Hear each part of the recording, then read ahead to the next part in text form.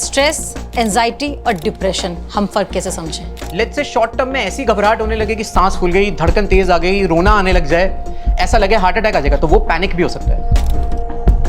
And उसके साथ कई और एसोसिएटेड सिम्टम होते हैं, जैसे भूख कम लगना, वजन कम हो जाना, किसी से बात ना करने का मन करना, सेक्स या लिबिडो की इच्छा कम हो जाना।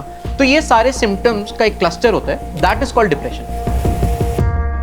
सबके बीच है फिर भी बोलता है कि यार मैं तो सूना हूं, मेरा कोई दोस्त नहीं है। तो वो पॉइंट है जब आप सोचोगे कि शायद ये सिम्टम एक डिसऑर्डर, डिप्रेशन का पार्ट हो सकता है।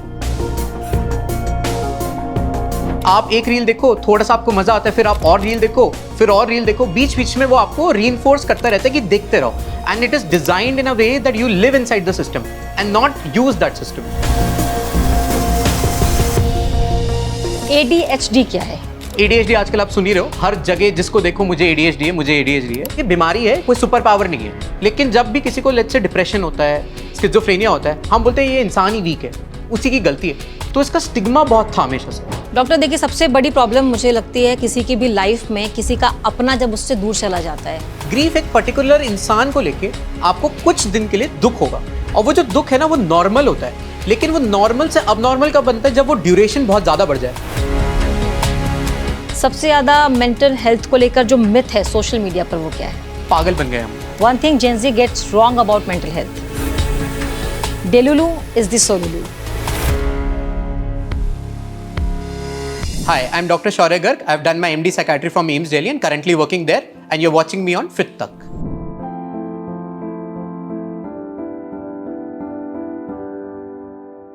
आजकल सोशल मीडिया खोलिए तो हर दूसरी रील में एंजाइटी, ADHD, ट्रॉमा, बर्नआउट या टॉक्सिक रिलेशनशिप की बात होती है। लेकिन सवाल यह है कि क्या मेंटल हेल्थ प्रॉब्लम सच में इतनी बढ़ गई है, या हम पहली बार उन्हें समझना और उनके बारे में खुलकर बात करना सीख रहे हैं? इन्हीं जरूरी सवालों पर बात करने के लिए आज हमारे साथ हैं doctor Shaurya Garg, MD psychiatry, AIIMS Delhi.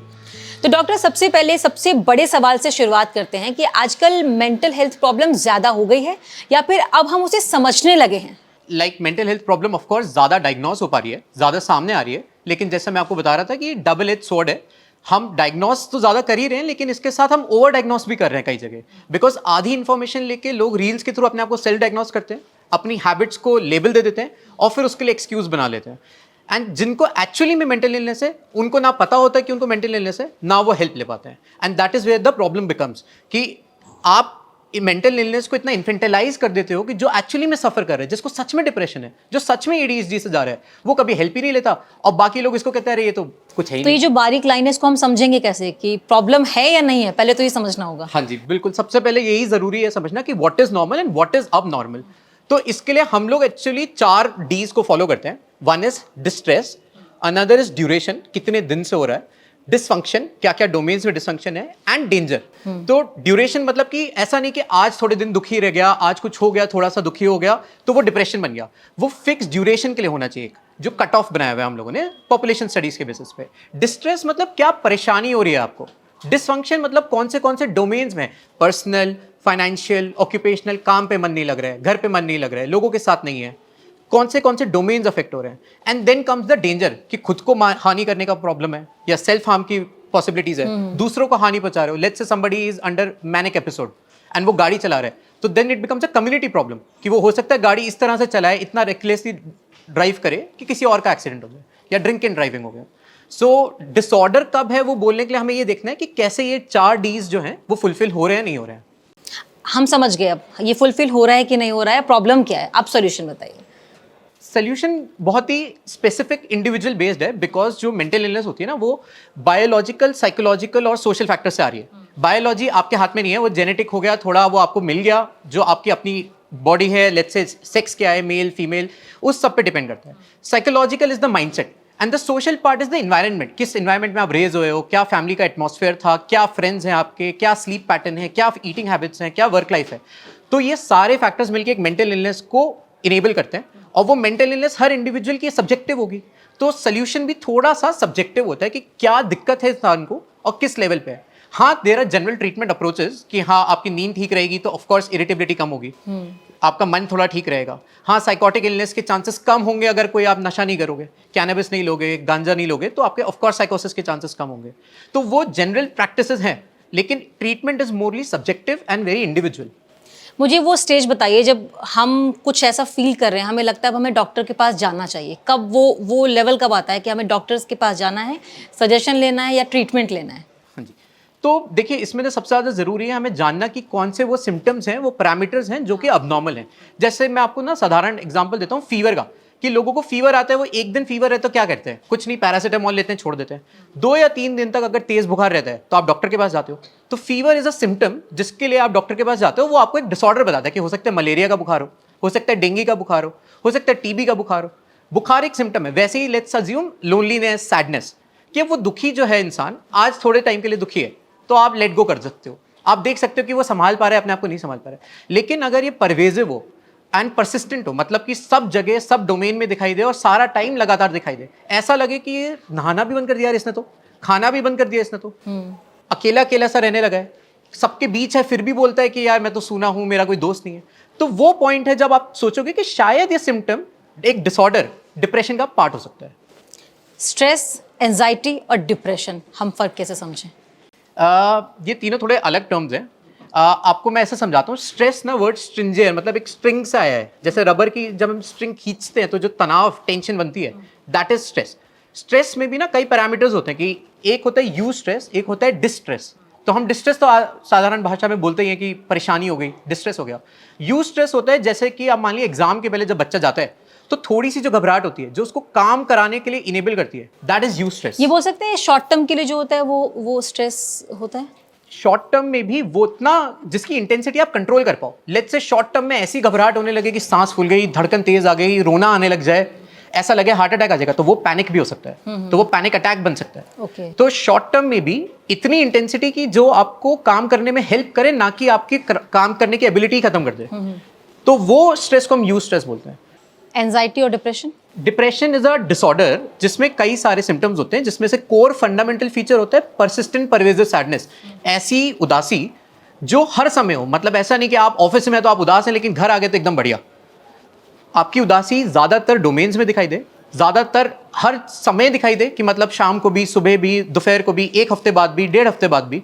And उसके साथ कई और एसोसिएटेड सिम्टम होते हैं, जैसे भूख कम लगना, वजन कम हो जाना, किसी से बात ना करने का मन करना, सेक्स या लिबिडो की इच्छा कम हो जाना, नहाने का मन नहीं करना, सेल्फ केयर का ध्यान ना देना, याददाश्त, कई लोग कंप्लेन करते हैं कि मेरे को याद नहीं है डॉक्टर, याद नहीं रहती आजकल चीज़ें, भूलने बहुत लगा हूँ। तो ये सारे सिम्टम्स का एक क्लस्टर होता है जिसके हम बेसिस पे हम एक डायग्नोसिस बनाते हैं, and then that is called depression. ये जो सोशल मीडिया है, स्पेशली रील्स है, और उसे स्क्रॉल करने की जो टाइमिंग है 30 सेकेंड और 1 मिनट, क्या वो जो हमारा स्टेबल दिमाग है उसको थोड़ा सा हिला देता है? और ये कितनी बड़ी प्रॉब्लम है, क्या इसका सॉल्यूशन कुछ होना चाहिए, या फिर इसको आप कैसे एलॉबरेट करेंगे? सी रील जो है ना, ये कैसे काम करता है, जैसे आप स्लॉट मशीन देखते हो कसिनो में, उसकी तरह काम करता है, कि बीच बीच में ना आपको रीइंफोर्स करता है कि आप एक रील देखो, थोड़ा सा आपको मजा आता है, फिर आप और रील देखो, फिर और रील देखो, बीच बीच में वो आपको रीइंफोर्स करता रहता है कि देखते रहो। And it is designed in a way that you live inside the system and not use that system. तो जो सोशल मीडिया है वो आपका काम ही इस तरह से कर रहा है कि आप कॉन्स्टेंटली उसको देखते रहें, because these are short term, short format media. तो आपको आदत पड़ जाती है कि हाँ बस 30 सेकेंड से 60 सेकेंड्स का हम एक बार में कॉन्सेंट्रेशन दे पाए, और इसी की वजह से लोगों के कॉन्सेंट्रेट करने की एबिलिटी ही कम हो रही है। सो कॉन्सेंट्रेशन और अटेंशन भी एक समझने की चीज़ है। अटेंशन होता है कि कुछ भी हुआ आपका ध्यान उसकी तरफ गया, कॉन्सेंट्रेशन होता है आप कितनी देर तक उस ध्यान को मेंटेन कर पा रहे हो। लेट्स से मैं आपको बोलूँ कागज़ पढ़ो, अगर आप एक लाइन पढ़ के बदल दो अपना, तो दैट मीन्स आपका कॉन्सेंट्रेशन थोड़ा कम हो गया है, आप you are not able to sustain your attention for a long period of time. तो वो रील से हो रहा है। अच्छा, ये प्रॉब्लम सिर्फ यूथ की नहीं है, सिर्फ जेनजीज की नहीं है, ये प्रॉब्लम सबकी है। जो ओल्ड एज पीपल है वो भी उतने ही रील स्क्रॉल कर रहे हैं, वो भी वहाँ से चीज़ें देख रहे हैं, पढ़ रहे हैं, और उससे आधी जानकारी लेकर इम्प्लीमेंट भी कर लेते हैं। तो ये प्रॉब्लम सबके साथ है। सॉल्यूशन क्या है, कैसे इसको हम ठीक करें? सी सॉल्यूशन में सबसे पहले तो अवेयरनेस ही है कि आपको समझने की जरूरत है ये जो एल्गोरिथम है ना, वो रीइंफोर्स करने के लिए बना है उन बिहेवियर को जो आप ऑलरेडी एग्जिस्टिंग है आपके अंदर। फॉर एग्जाम्पल कोई दुखी है तो उसको एक सैड गाने की रील दिखेगी, फिर वो क्या करेगा, दोबारा उसको लाइक करेगा तो एल्गोरिथम उसको दोबारा दिखाएगा, तो वो उस लूप में फंस जाता है। उसको लगता है यार ये फोन जो है ना मुझे ज्यादा अच्छे से समझ पा रहा है then the person next to me. So सब अगर समझेंगे कि हो क्या रहा है, उस इंसान में वो सिम्टम्स पिक करने लगेंगे, तो आपस में ज़्यादा इंटरेक्ट करेंगे, उस इंसान को उसको एस्केप मैकेनिज्म मिलेगा ही नहीं। अगर उसको वो रील वाला एस्केप नहीं मिलेगा तो you will have less time spent on reels. तो one is awareness, second is personal cut offs लगाना कि दिन में आज 6 घंटे से ज़्यादा मेरा स्क्रीन टाइम करना ही नहीं है। एक स्ट्रक्चर्ड शेड्यूल बनाना, आपके दिमाग को सबकॉन्शियसली पता होगा ना करना क्या है नेक्स्ट, तो वो ऑलरेडी स्ट्रक्चर्ड फॉर्मेट में अवेलेबल होगा, सो वो वॉन्डर नहीं करेगा माइंड जैसे ही वॉन्डर करते हैं वो सबसे आसान तरीका ढूंढता है विच इज वॉचिंग रील्स। वो एक तरीके से ट्रैप कर लेता है। अच्छा, आपने बोला शेड्यूल बनाकर उसके हिसाब से हम रील देखें या सोशल मीडिया का इस्तेमाल करें, तो सबसे ज़्यादा इंसान फ्री होता है सोने से पहले, जब वो पूरे दिन थक हार के काम करके जाता है बेड पर आराम से, अब थोड़ी देर बैठ के आधा घंटा ही बस रील देखेंगे, लेकिन वो देखते देखते 2-3-4 घंटे भी हो जाते हैं। तो सोने से पहले वो जो टाइम हम रील्स को देते हैं या सोशल मीडिया को देते हैं, वो कितना हार्मफुल है हमारे लिए और हमारे मेंटल हेल्थ को कितना इफेक्ट कर रहा है? सबसे पहले तो यही है कि सोने से पहले ना हमें कोई भी ऐसी फ्लक्चुएटिंग लाइट और पैटर्न्स को अवॉइड करना चाहिए, बिकॉज वो हमारी स्लीप को खराब करता है। स्लीप हमारे इमोशन रेगुलेशन को संभालता है, हमारी मेमोरी को संभालता है। तो आपकी नींद जैसे ही खराब होगी, आपका ऑब्वियसली अगला दिन जो है थोड़ा चिड़चिड़ा, थोड़ा इरिटेबल, कम कॉन्सेंट्रेशन वाला जाएगा। तो ये ना एक नेगेटिव लूप बन जाता है। नींद खराब हुई, आप चिड़चिड़े बने, सबसे आप गुस्सा हो, आप फोन चला रहे हो, फिर आप और फोन चला रहे हो, and then this becomes a loop. What I suggest my patients is कि एक ना वरी आवर बना लो कि सोने से 1 घंटे पहले जितनी भी पूरे दिन की हमारी दिक्कतें थी वो ना मैं किताब में लिखूंगा या नोट्स में लिखूंगा या फोन के किसी ऐप में लिखूंगा। व्हाट हैपेंस इज कि जो भी रैंडम थॉट्स हैं आपके, वो रील्स के थ्रू एस्केप होने की जगह एक डायरी या नोट पैड में आ जाते हैं, and the minute you start reading it, half of your problem solve automatically. क्योंकि होशियार सब है, पता सबको सब कुछ होता है, लेकिन वो चाहते नहीं उस पर एफर्ट डालना। वो चाहते कि कोई पैसिव मैकेनिज्म हो जो मुझे एंटरटेन करता रहे, और उस एंटरटेनमेंट में वो खो जाते हैं। And that is what happens when you watch reel just before sleeping. थोड़ा सा इम्प्रैक्टिकल भी है कि रील्स तो आप लेटे लेटे देख लो, बैठे बैठे देख लो, आधी नींद में भी देख लो, और लेकिन जब आप उसे लिखने की और डायरी पे नोट करने की बात करते हैं तो थोड़ा सा वो और एफर्ट लगाता है, जो कि आजकल के यूथ खासकर नहीं करते हैं। अच्छा, ये तो आपने रात की बात बताई कि सोने से पहले आपको इस पैटर्न की चीज़ें नहीं देखनी है। उठने के बाद भी पहले अखबार पढ़ते थे, न्यूज़ चैनल देखते थे, टीवी देखते थे कि आपको कुछ जानकारी मिले, न्यूज़ मिले, लेकिन अब उठने के बाद सोशल मीडिया स्क्रॉल करते हैं कि आज की अपडेट मुझे यहाँ मिल जाएगी। तो वो तो आदत में शुमार हो गया था। आपको 3 टाइम खाना खाना है, सारी चीज़ें करनी है, ऐसे आपको रील भी देखना है सोने से पहले, उठने के बाद, तो वो कैसे चेंज होगा? हमें ना देखो समझना है कि सोशल मीडिया कोई कर्स नहीं है, it is very important and in fact fastest way of getting news ही है। इनफैक्ट जो हम बात कर रहे हैं वो भी लोगों तक सोशल मीडिया से जाएगी, तो सेइंग कि सोशल मीडिया बहुत खराब है is very hypocritical. But moderation is the key. हर चीज़ को ना थोड़ा मॉडरेशन में रखना है। हमें देखना है कि कैसे वो जो टाइम एक्सेसिव है वो हम प्रोडक्टिवली अपने दिन में यूज़ कर सकते हैं। कहाँ हमारी लाइफ में डिसफंक्शन, जो डिस्ट्रेस मैंने आपको बताया था, आ रहा है, उसको इंप्रूव करना है। हम रोबोट्स नहीं है, ऐसा नहीं है लाइफ के सारे प्लेजर्स डिवाइड कर देंगे। अगर रील देखने में मजा आ रहा है तो देखेंगे, लेकिन एक मॉडरेशन में, जिससे हमें वो डिसफंक्शन, डिस्ट्रेस ना हो जाए। ADHD क्या है? सो ADHD आजकल आप सुन ही रहे हो, हर जगह जिसको देखो मुझे ADHD है, मुझे ADHD है। तो ADHD में होता है attention deficit hyper activity disorder. अब जब पहली बात तो जरूरी है समझना, disorder is a term which means ये बीमारी है, कोई सुपर पावर नहीं है। इसमें 3 कंपोनेंट्स हैं, अटेंशन डेफिसिट, हाइपर एक्टिविटी में इंपल्सिविटी है और हाइपर एक्टिवनेस है। तो इंपल्सिविटी होता है कि कोई भी काम करना जिसके लिए आपने ज्यादा आगे सोचा नहीं कि इसका होगा क्या, कॉन्सिक्वेंसेस के बिना आपने एक्शन ले लिया कि मैं अचानक से उठ के अभी नाचने लग जाऊं, that is impulsive reaction. Hyper activity is restlessness, कि आप बेचैन से हो, चल रहे हो, एक जगह पे स्थिर नहीं बैठ पा रहे हो, एक चीज में सारा टाइम लग नहीं पा रहे हो। And then comes attention deficit which is concentration, जो आप लगातार करना है आपको वो नहीं कर पा रहे हो, थोड़ा सा देखते हो फिर इधर भटक जाते हो, कोई और काम करने लगते हो, कोई और काम। When this persists for a certain duration, for prolonged period of time, और मल्टीपल सेटिंग, ऐसा नहीं कि सिर्फ वर्क प्लेस पे हो रहा है या स्कूल में हो रहा है या क्लासरूम में, हर जगह, घर पे भी हो रहा है, स्कूल में भी हो रहा है, आप ऑफिस जा रहे हो, ऑफिस में भी आप एक जगह बैठ नहीं पा रहे हो, उठ के बार बार सीट बदलनी पड़ रही है, then this becomes a disorder, it is called ADHD। हम कभी कभी डिस्ट्रैक्ट हो जाते हैं, कभी अपने काम में मन नहीं लगता है, कभी अपने घर परिवार में मन नहीं लगता, बाकी चीज़ें। तो नॉर्मल डिस्ट्रैक्शन और ADHD में अब इसमें डिफरेंस कैसे समझें? हाँ जी, तो जैसे मैंने आपको बताया था ना 4 Ds हमें चाहिए, तो इसमें ADHD के लिए ड्यूरेशन देखना बहुत जरूरी है। किस उम्र में आपको पहली बार सिम्टम आया, कितनी देर तक परसिस्ट कर रहा है, और सबसे ज़्यादा इससे डिसफंक्शन कितना है आपकी ज़िंदगी में। मान लीजिए थोड़ा बहुत पढ़ते हुए आपका ध्यान नहीं लग रहा है, आप एक चैप्टर पढ़ रहे हो, बीच में बोर हो गए, हो सकता है वो चैप्टर ही बोरिंग हो सकता है आपका मन ही ना कर रहा हो पढ़ने का।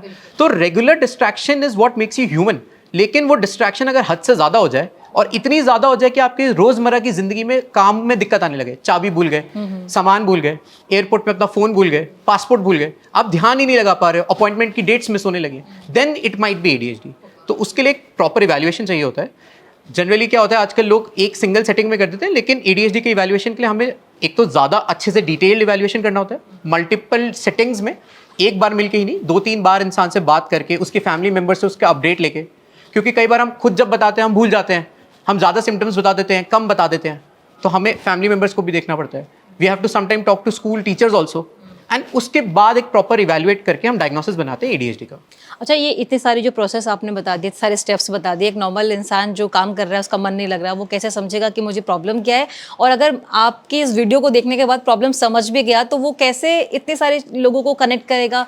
एक इजी स्टेप बताइए कि कैसे मुझे लग रहा है, मानिए मैं हूँ, मुझे लग रहा है मेरा मन नहीं लग रहा काम करने में, मैं चीज़ें भूल जा रही हूँ, ये सारी चीज़ें मेरे साथ, अब मैं क्या करूँ. सी देखिए, इसमें आपने जैसे मन बताया ना, मन नहीं लग रहा है becomes a different domain all together. वो मूड की तरफ चला गया. उधर बर्नआउट, डिप्रेशन, स्ट्रेस, एंजाइटी, वो सब डायरेक्शन में दिखता है. उस वे में अगर आपका डिस्ट्रैक्शन हो रहा है कि मन तो लग रहा है लेकिन आप बार बार काम करते करते किसी और काम में चले गए, किसी और काम में चले गए, तो ADHD के सिम्टम्स हो सकते हैं.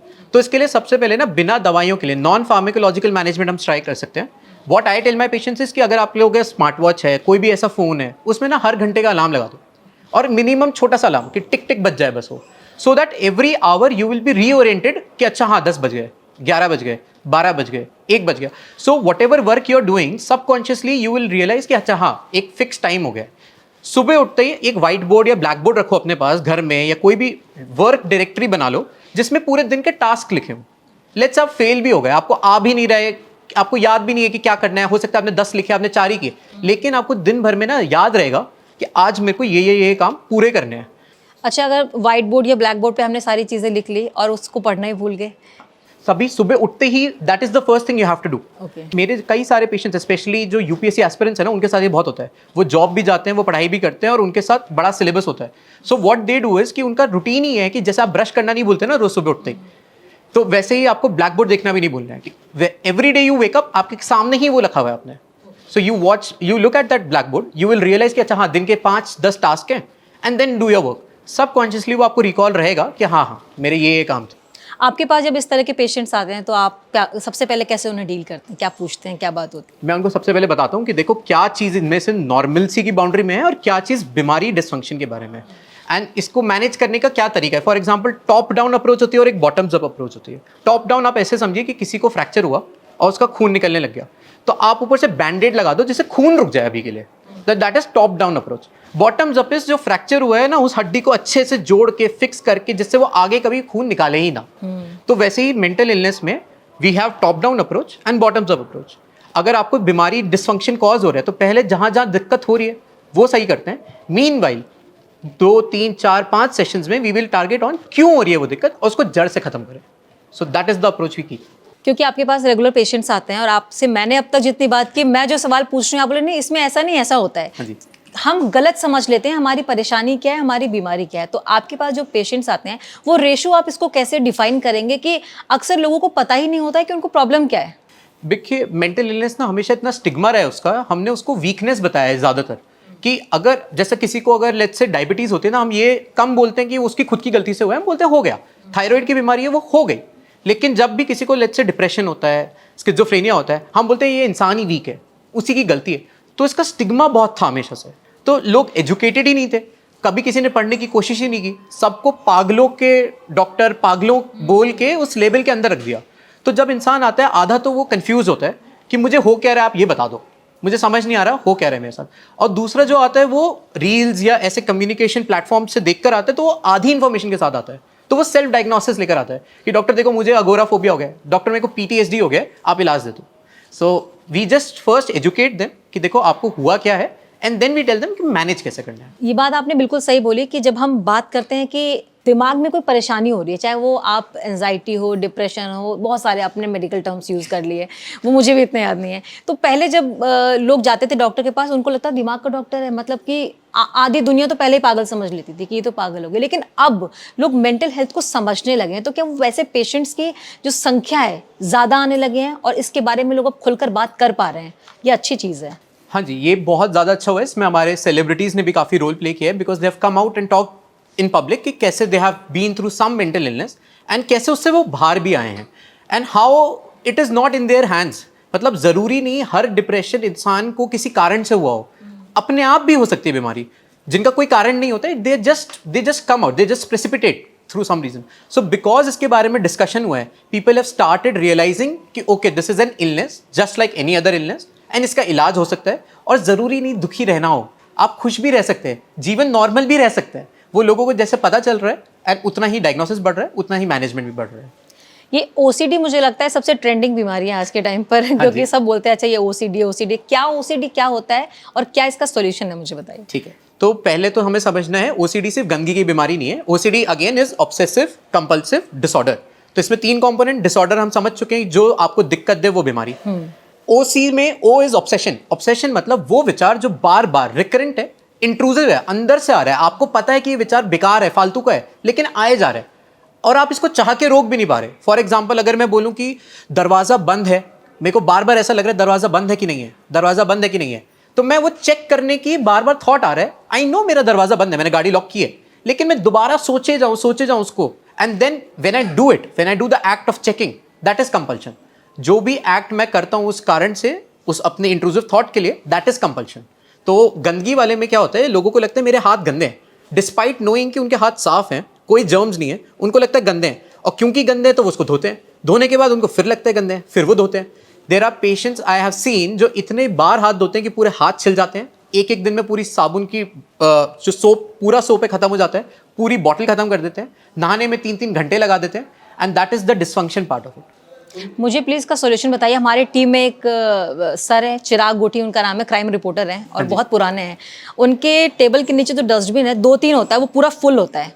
उनके टेबल पे 2-3 सैनिटाइजर होता है और उनके हाथ ऐसे हैं कि खून निकलते हैं हाथों से. इसका सॉल्यूशन बताइए, मैं आज जाके उनको बताऊंगी कि आप ऐसे ठीक हो सकते हैं.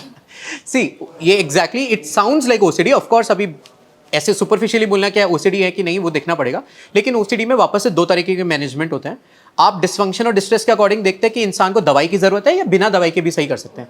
तो बिना दवाई के क्या होता है ना, हम सिस्टमैटिक डिसेंसिटाइजेशन या एक्सपोजर रिस्पॉन्स प्रिवेंशन वैसी पॉलिसीज करते हैं. तो ये क्या होता है, आपको लेट्स से गंदगी का दिक्कत है, तो हम देखते हैं कौन सी टाइप की गंदगी से सबसे ज़्यादा दिक्कत है, कि मतलब डस्ट से है या कुछ हाथ में लगा हुआ है, और उनको सिस्टमैटिकली उसके लिए डिसेंसिटाइज कराया जाता है. It is a form of therapy. It's not something just आप बता के समझा दो. It is a therapeutic process जिसमें हम स्टेप बाय स्टेप उनको डिसेंसिटाइज कराते हैं उस घबराहट बेचैनी से जो उनको उस थॉट की वजह से हो रही है.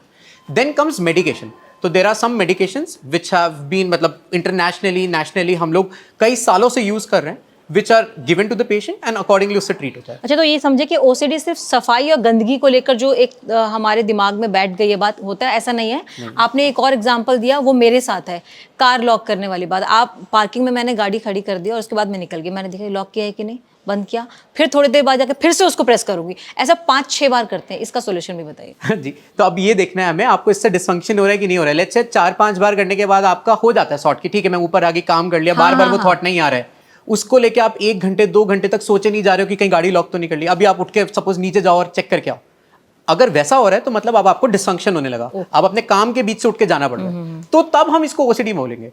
जब तक वो नहीं है तब तक हम इसको बीमारी नहीं बोलेंगे, नंबर 1. नंबर 2, अगर आपको लग रहा है कि हाँ ये थोड़ा एक्सेसिव है, तो उसके लिए हम वापस सिस्टमैटिक डिसेंसिटाइजेशन स्टार्ट करेंगे. कैसे कि अगर आपको फीलिंग आई कि नहीं यार चेक करना है, अपने मन को बताना है कि देखो नहीं चेक करूंगी तो क्या हो जाएगा, ज्यादा से ज्यादा कोई गाड़ी ले जाएगा ना, देख लिया जाएगा, लेट इट बी. घबराहट को देख लेंगे. एक बार आप उस घबराहट को झेल लोगे, उसको लेट गो कर पाओगे, नेक्स्ट टाइम घबराहट थोड़ी कम होगी. Your mind gets trained. इसका ना एक मैं एग्जांपल देता हूँ कि जैसे मेरी ओपीडी में जब भी मैं लोगों को बताता हूँ कि बच्चा जब रोता है और वो टॉफी आप दे देते हो तो वो चुप हो जाता है, तो बच्चा क्या करता है, अगली बार और ज्यादा तेज रोता है जिससे आप जल्दी से टॉफी दे दो, फिर वो और तेज रोता है जिससे आप और जल्दी टॉफी दे दो. This is what happens in anxiety. आपको घबराहट हुई कि यार गाड़ी चेक की कि नहीं की, चेक की कि नहीं की, तो माइंड को पता है कि एस्केप क्या है, चेक कर लेना.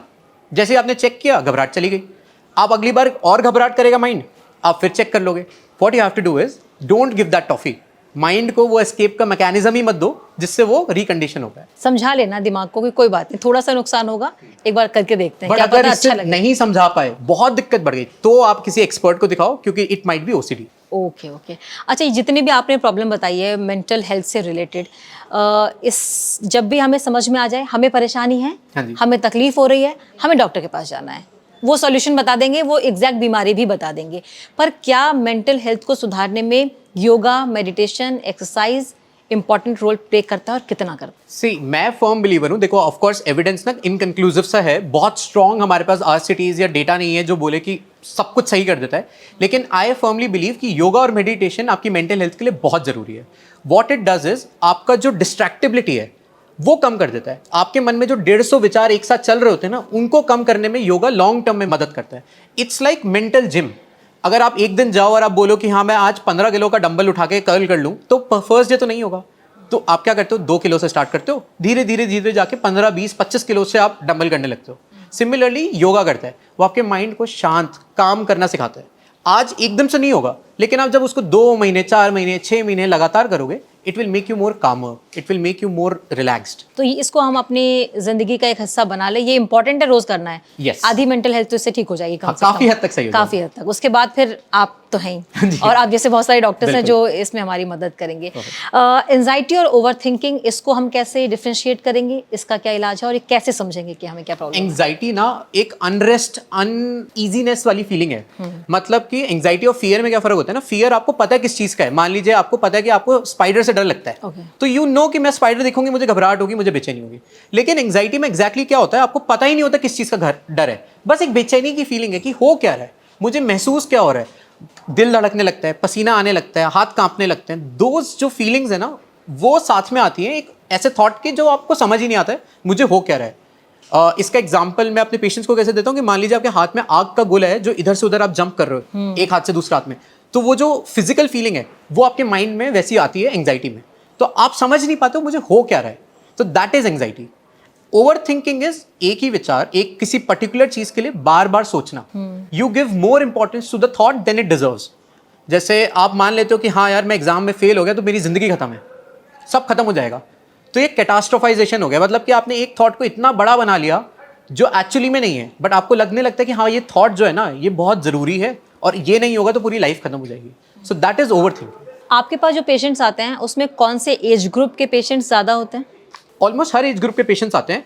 पीडियाट्रिक के पेशेंट्स भी आते हैं हमारे पास जो 18 से कम हो गए, 18 से 40 के एज ग्रुप के सबसे ज़्यादा पेशेंट्स आते हैं, और जीरियाट्रिक भी काफ़ी आते हैं, specially since Covid 65 and above जो पेशेंट्स हैं वो बहुत ज़्यादा आने लगे हैं। अच्छा, वो किस तरह के केसेस, किस तरह के प्रॉब्लम्स लेकर आते हैं? सी जीरियाट्रिक पेशेंट्स में मोस्ट कॉमन कंप्लेंट जो मैंने एनेक्डोटली देखी दैट इज द लोनलीनेस। वो मुझे कंप्लेन करते हैं कि डॉक्टर मेरे पास सब कुछ है, मेरे पास पैसा भी है, घर भी है, मैं शांत भी रहता हूँ, मेरी बीवी भी है, लेकिन मेरे को फिर भी अकेलापन महसूस होता है। A lot of time they also come with sexual complaints because that is something which is highly stigmatised. Elderly population की जो सेक्शुअल नीड्स हैं उनके बारे में कोई डिस्कस नहीं करना चाहता है, यूथ की ही नहीं करना चाहता है, तो एल्डरली तो आप सोच ही लो कितना स्टिग्मा है। तो वो उसको लेकर आते हैं और वो हमें डिस्कस करते हैं कि कैसे मैं इसको सॉल्व करूं, कहाँ जाऊं, क्या बात करूं। तो समटाइम्स आई जस्ट फील कि उनके पास अगर कोई आउटलेट हो इसको डिस्कस करने का, उनको हमारे तक आने की ज़रूरत ही नहीं पड़ेगी। ओके अच्छा, ये रिलेशनशिप जो है आजकल के जो यूथ हैं वो रेड फ्लैग, ग्रीन फ्लैग, इन सब में बड़ा विश्वास करते हैं और वही सोशल मीडिया पे ट्रेंड भी करता है। तो इंस्टाग्राम, सोशल मीडिया या बहुत शॉर्ट टर्म जो आजकल रिलेशनशिप्स हो रहे हैं उसका क्या आपके मेंटल हेल्थ पर असर पड़ता है? सी अगेन कोई ब्लैंकेट स्टेटमेंट तो करेक्ट नहीं होगा, सबके इंडिविजुअल पर्सपेक्टिव हैं, सबकी अपनी नीड्स हैं। प्रॉब्लम वहाँ पे आती है जब आपके थॉट, आपके कल्चर, आपके बैकग्राउंड और आपके एक्शंस में ना मैच ना हो। मतलब आपका बिलीफ सिस्टम कुछ और कहता है और आप कर कुछ और रहे हो क्योंकि सोसाइटी चाहती है ऐसा करना, तब सबसे ज़्यादा दिक्कत होती है। For example a person who is stuck in a bad relationship, उसके साथ क्या होता है, यार लोग क्या बोलेंगे, ये जो लोग क्या बोलेंगे that causes more problem. And जहाँ तक रेड फ्लैग, ग्रीन फ्लैग की बात हुई, ये ना आज के नए टर्म्स हैं just to talk about the traits, personality के वो क्वर्क्स। फॉर एग्जाम्पल कोई इंसान हमेशा ही झूठ बोलता है, बहुत ज़्यादा झूठ बोलता है, तो आप उसको रेड फ्लैग बुला लो या आप उसको बोल दो ये ऐसा ट्रेट है विच इज़ अनहेल्दी ट्रेट। तो ये पर्सनैलिटी की ट्रेट्स हैं जिसको आजकल जेनजीज नए टर्म से यूज़ कर रही है, बट बात वही है, आप में और आपके पार्टनर में कोर लेवल पे अगर मैच है तो वो सस्टेन करेगा रिलेशनशिप, वरना नहीं। तो ऐसे केसेस आते हैं कि आपके पास आके बोले डॉक्टर बड़े टॉक्सिक रिलेशनशिप में हैं, बाहर आना चाहते हैं तो कैसे आए, और आ चुके हैं तो उसके बाद अब परेशानी हो रही है तो उसको कैसे सॉल्व करें? ऐसे केसेस आते हैं आपके पास? आया है कोई ऐसे? हाँ जी, काफ़ी सारे पेशेंट्स आते हैं। इनफैक्ट प्रॉब्लम क्या होती है ना, आपको जब इतनी बार इनवैलिडेट कर दिया जाता है आप खुद को क्वेश्चन करने लगते हैं। लेट्स से मेरे पास कई तरह के पेशेंट्स आते हैं, उनमें से एक सपोज सेट कि doctor I love my girlfriend and I love my wife, आप बताओ क्या करूं मैं। तो उस केस में साइकाइट्रिस्ट का काम कभी भी ये नहीं होता है वो ये बताए कि आप गलत कर रहे हो, नहीं कर रहे हो, क्योंकि मैं कौन होता हूँ, I am just a doctor, I am not your moral teacher. I can tell you कि इसको करने से अगर दिक्कत होगी तो वो कैसे संभालनी है, और क्या मेरी ओपिनियन में सही है और क्या मेरी ओपिनियन में गलत है. सो ऐसे पेशेंट ज़रूर आते हैं जो बताते हैं कि हाँ मेरा हस्बैंड मेरे को पसंद नहीं करता है, मुझे मारता भी है एंड वर्बली अब्यूजिव भी है, बट मैं कुछ छोड़ना भी नहीं है. सो ऐसे कई सारे पेशेंट्स आते हैं ऑफ कोर्स. अच्छा, अभी हाल ही में केस भी आया है भोपाल में ट्विशा वाला, उसमें उस में जो उसकी सास है उन्होंने एक पीसी की उसमें बहुत सारी चीज़ें बताई, उसके बाद मेंटल हेल्थ को लेकर बड़ी बातें होने लगी, तो उस पर आपकी क्या राय है? See I have seen a lot of patients. अब तुषा का तो एग्जैक्ट केस नहीं पता, लेकिन आई कैन टेल कि हमारी ओपीडीज में क्या होता है कि there are a lot of situation, lot of cases where parents and in laws come with the children एंड वो सीख करते हैं कोई लेबल मिल जाए. वो कहते हैं कि बस किसी तरह ना कोई एक डायग्नोसिस आप कार्ड पे लिख दो जिससे हम कोर्ट में जाके बोल पाएं कि भाई देखो इसको तो पहले से ही बीमारी थी और हमारा बच्चे को फंसाया गया है. And that is precisely the reason हमें Hindu marriage act, special marriage act, सारे एक्ट्स पढ़ाए भी जाते हैं. क्योंकि यू नीड टू अंडरस्टैंड कि बीमारी पहले से थी या ये सिर्फ जबरदस्ती चाह रहे हैं, और अगर लेट से बीमारी थी भी तो इसका शादी पे क्या लेवल का इंपैक्ट है. पीपल आर सो सैड जब मैं उनको बोलता हूँ कि नहीं इनको तो कोई बीमारी नहीं है. दे लाइक कुछ भी लिख दो, बस इतना लिख दो कि ये शादी को हम तोड़वा पाए. सो ये भी होता है. मतलब अच्छा, आपके पास अब तक का सबसे वियर्ड या सबसे अलग या सबसे डिफरेंट केस जो आया हो, आपको लगा अरे इसका क्या सॉल्यूशन होगा? इट्स नॉट वियर्ड पर से, बट हमारे पास ऐसे कई सारे केसेस आते हैं. For example there was a patient जो मुझसे ना ओपीडी में बात कर रही थी एंड सडनली बात करते करते वो साइड में बात करने लगी. And then I asked her कि क्या हुआ, आप बताएंगे किससे बात कर रहे हो? कह रही अरे डॉक्टर इनसे बात कर रही हूँ. And then I asked her आप किन से बात कर रहे हैं, इस रूम में कितने लोग हैं? कहते अरे मेरा पति, मैं और आप, and it was just me and हर.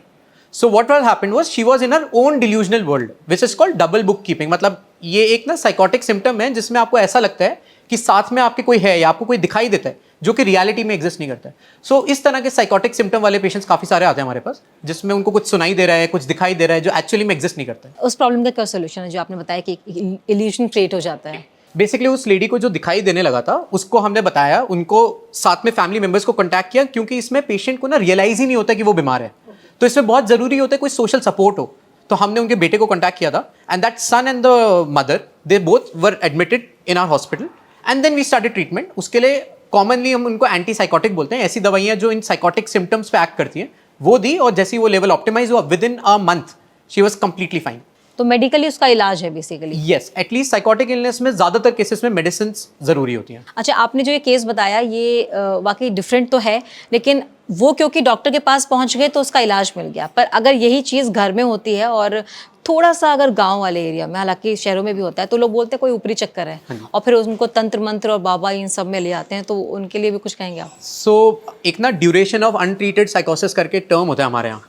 वो ये बताता है कि कितने समय से बीमारी है जिसका कभी कोई ढंग से इलाज ही नहीं हुआ, और वो इंडिया में बहुत ज़्यादा है. वो बहुत हाई अमाउंट में, क्योंकि हमारे यहाँ ना बहुत ज़्यादा जैसे ही कोई बीमारी होती है मेंटल, उसको हम बना देते हैं कि ये तो कोई ऊपरी चक्कर है.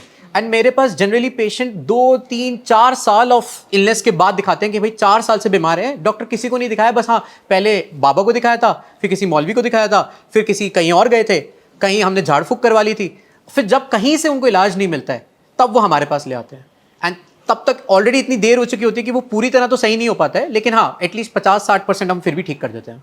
इस फील्ड में अगर कोई अपना करियर बनाना चाहे और इस तरह के डॉक्टर बनकर बाकियों की प्रॉब्लम सॉल्व करना चाहे, तो उनके लिए आप क्या करियर एडवाइस करेंगे?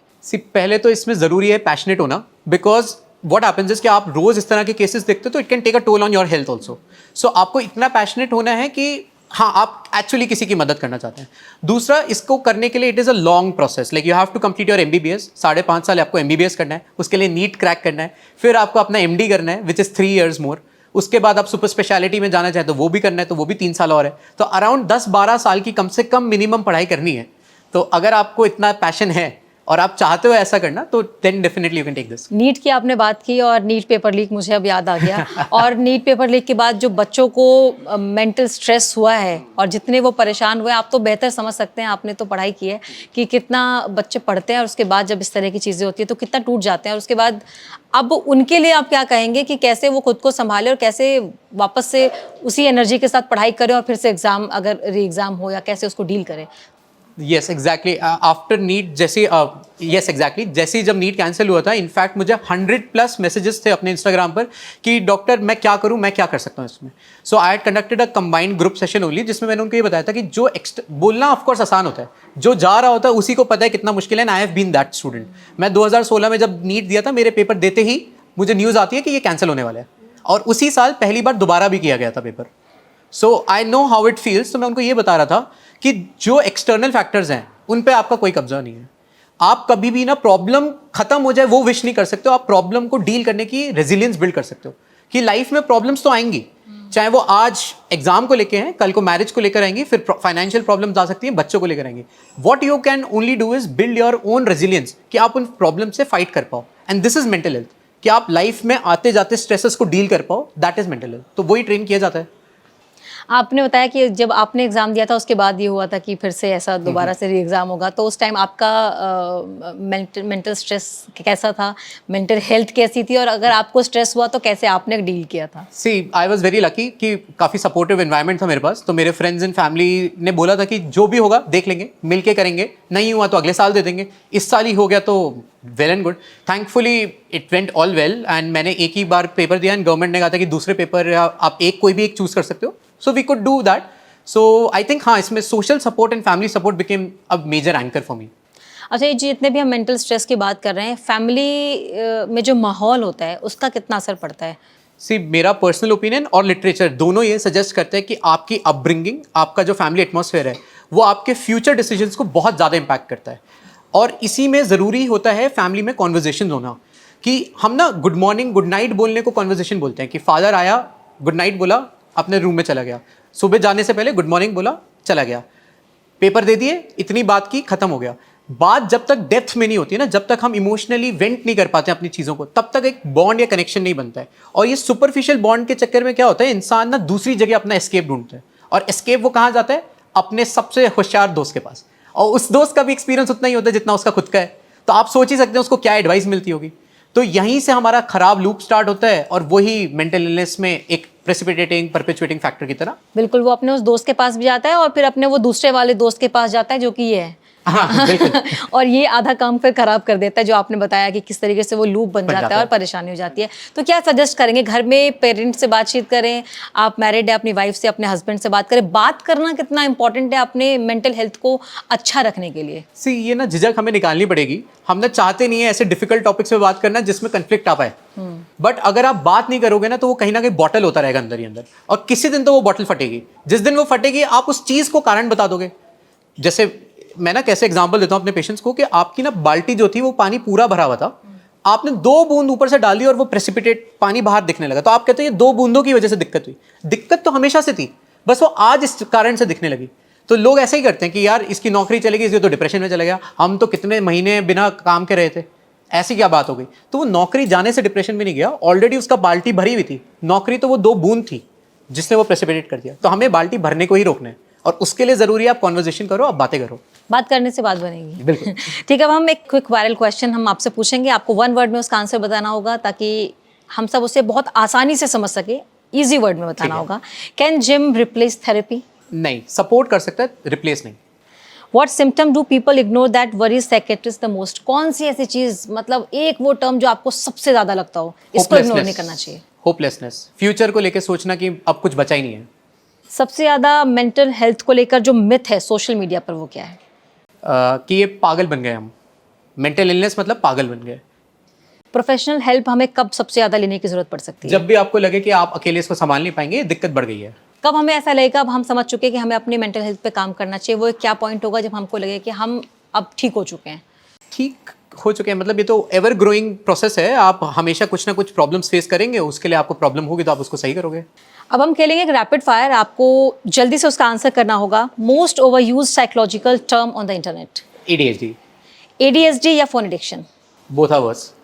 ग्रीन फ्लैग और red flag? Green flag. Delulu is the solulu? Yes I agree. इसको- बट डिल्यूजन नहीं. Delulu is fine. डिल्यूजन बीमारी हो जाता है. Okay, done. One self care habit that is secretly harmful? Excessive calorie counting. One thing Gen Z gets right about mental health? Discussion about it. One thing Gen Z gets wrong about mental health? It is a mark of superpower. One advice for every age group. Mental illness is not weakness. Discussing about it makes you stronger. Instagram, WhatsApp और social media अगर 30 दिन के लिए बंद हो जाए तो लोग खुश होंगे, दुखी होंगे या पागल हो जाएंगे? नहीं, बिल्कुल बंद नहीं होना चाहिए, लेकिन एक्सेसिव यूज भी नहीं होना चाहिए. कई लोगों का बिजनेस चल रहा है उससे, और वो बिजनेसेस बंद हो जाएंगे. हमें एग्जैक्टली मॉडरेशन की जरूरत है. डॉक्टर, जो भी ये पॉडकास्ट हमारा देख रहे हैं और उनको ऐसा लगता है कि वो किसी मेंटल हेल्थ से परेशान है या उनको अब अपनी परेशानी इसको देखने के बाद समझ में आ गई, तो अगले 7 दिनों में वो क्या चीज़ें जो उन्हें करनी चाहिए? अपनी स्लीप फिक्स करें, डाइट हेल्दी रखें, एक फिक्स टाइम पे उठ के कोई एक ऐसी एक्टिविटी करें जो उनको बहुत पसंद है, एंड अपने परिवार वालों से बातें करें. अच्छा, क्या लाइफ में हम सभी को कभी ना कभी थेरेपी लेनी चाहिए या थेरेपी सिर्फ उनके लिए है जिनको लगता है कि वो बीमार है? नहीं, थेरेपी सबके लिए है. बेसिकली थेरेपी क्या होता है ना, कि आप ऐसी किसी सिचुएशन में जिसमें आपको थर्ड पॉइंट ऑफ व्यू चाहिए, थोड़े स्ट्रक्चर्ड फॉर्मेट में, जो आपकी खुद की हैबिट्स को आपको रियलाइज करा पाए और आपको एक वो स्ट्रेंथ इनेबल करे जिससे आप लाइफ में आगे आने वाली प्रॉब्लम्स को खुद डील कर पाए.